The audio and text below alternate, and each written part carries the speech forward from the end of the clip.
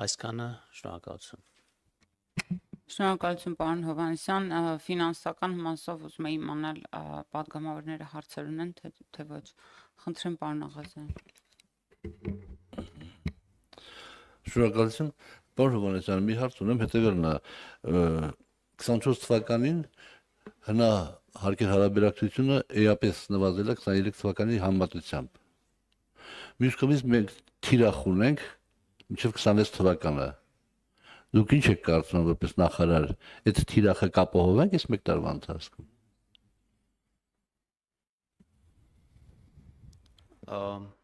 Պարոն Աղազարյան, նվազում եղել է, այո, որը պայմանավորված է մեր տնտեսության կառուցվածքային որոշակի փոփոխություններով, որովհետև արտահանման ոլորտում էական ավելացումներ են ունեցել եւ արտահանման ոլորտը այդքան հարկունակ չի։ Մենք իհարկե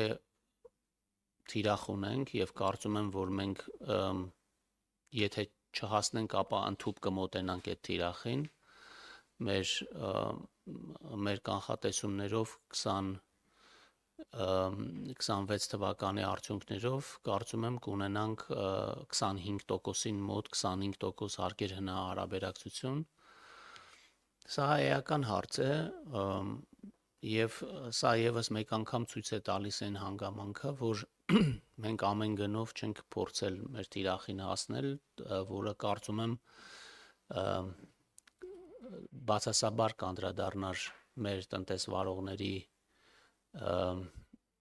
գործունեության վրա, մենք չենք փորձել խաթարել տնտեսական միջավայրը եւ էական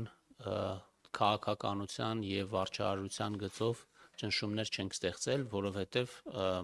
ունենք այդպիսի իրավիճակ։ Կարծում եմ դետալների մասին պետնախագահը արդեն կբացատրի, թե որ կոնկրետ որ հարկատեսակով եւ ինչ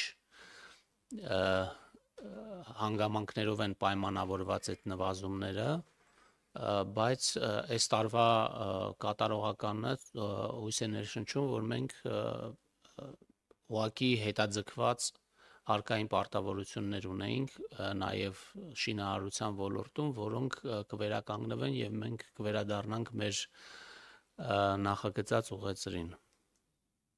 Արձագանքեք։ Պարոն Հովհաննիսյան, մի քիչ չեմ ուզում էլի համաձայնեմ ձեր պատասխանի հետ, այն մասը, որ ասում եք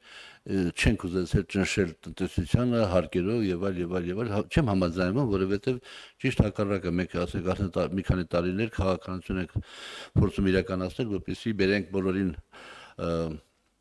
ավելացված արժեքի հարկի տիրույթ, որը ես գտնում եմ, որ շատ ճիշտ է, եւ այդ իմաստով հիմա մեր քաղաքականությունը հենց այդպեսին է, որ որոշակի ճնշում գնում է, որը նույնպես ճիշտ է,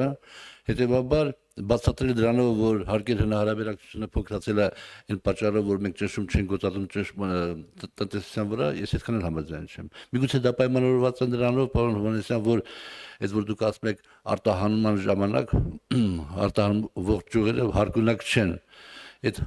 չհարկունակության մեջ էական դերակատարում ուղղակի ոսկու Հայաստան գալը եւ արտահանվել է։ Միգուցե դա է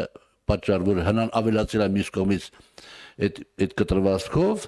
եւ որը հարկողունակ չի, ասինքն մեջը բան չկա, դրա համար աննվազել։ Խնդրում եմ հատել արձագանքեք։